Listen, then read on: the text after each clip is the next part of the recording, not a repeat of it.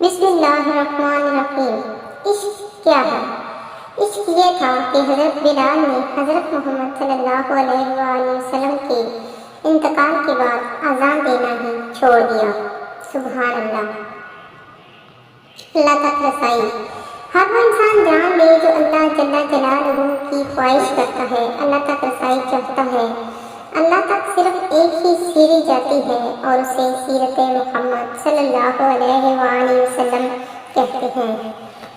حضرت علی رضی اللہ عنہ نے فرمایا، اگر جو چاہا ہے وہ نہیں ملا تو ایک بار جو ملا ہے اسے چکھ کر دیکھو۔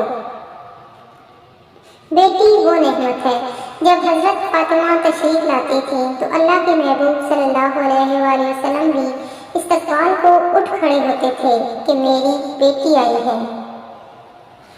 حضرت حلیمہ سعدیہ رضی اللہ عنہ فرماتی ہے، میں نے گھر میں کبھی چراغ نہیں جلایا۔ کسی نے وجہ پوچھی تو جواب دیا، محمد صلی اللہ علیہ وآلہ وسلم کے ہوتے ہوئے کسی چراغ کی کیا ضرورت۔ بیٹیوں کی شادی بے شک ان کی پسند سے نہ کرائیں، لیکن بیٹی کی شادی کرتے ہوئے اس سے صرف ایک بار پوچھ لیں تاکہ اس کو مان کا احساس ہو، بوجھ ہونے کا نہیں۔ نامحرم کو چھونا۔ نبی کریم صلی اللہ علیہ وآلہ وسلم نے ارشاد فرمایا، تم میں سے کسی شخص کے لیے بہتر ہے کہ اس کے سر میں لوہے کی کیل ٹھونک دی جائے بجائے اس کے کہ وہ کسی نامحرم کو چھوئے۔ حضرت علی رضی اللہ عنہ نے فرمایا، زیادہ سوچنا انسان کو ختم کر دیتا ہے، بس دعا کرو اور اللہ پہ چھوڑ دو۔ بیٹی کی شادی۔ جب بیٹی کی شادی کریں تو رخصتی کے وقت اسے یہ ضرور بولیں کہ ہم ایک انسان کے ساتھ تمہیں رخصت کر رہے ہیں، اگر درندہ نکلے تو واپس آ جانا، کیونکہ مری ہوئی بیٹی سے طلاق یافتہ بیٹی بہتر ہوتی ہے۔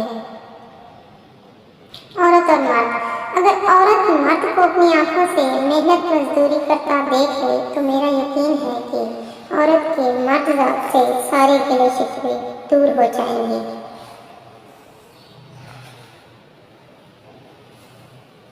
مرد عورت کی دوستی۔ قرآن پاک میں مرد اور عورت کی دوستی کا ذکر کہیں بھی نہیں ہے۔ اس متعلق اللہ پاک نے فرمایا ہے، اور جو تمہیں پسند ہو اس کے ساتھ نکاح کرو۔ سبحان اللہ۔ باپ۔ اولاد کو نئے جوتے اور کپڑوں میں دیکھ کر خود پرانے جوتے اور کپڑے پہن کر مسکرانے والی ہستی کو باپ کہتے ہیں۔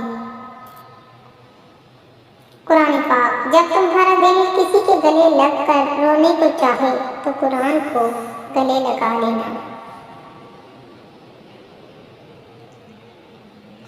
عورت کھلونا نہیں اور نہ ہی زحمت، وہ رب کریم کی بنائی ہوئی ایسی خوبصورت نعمت ہے جو موت کی گود میں جا کر زندگی کو جنم دیتی ہے۔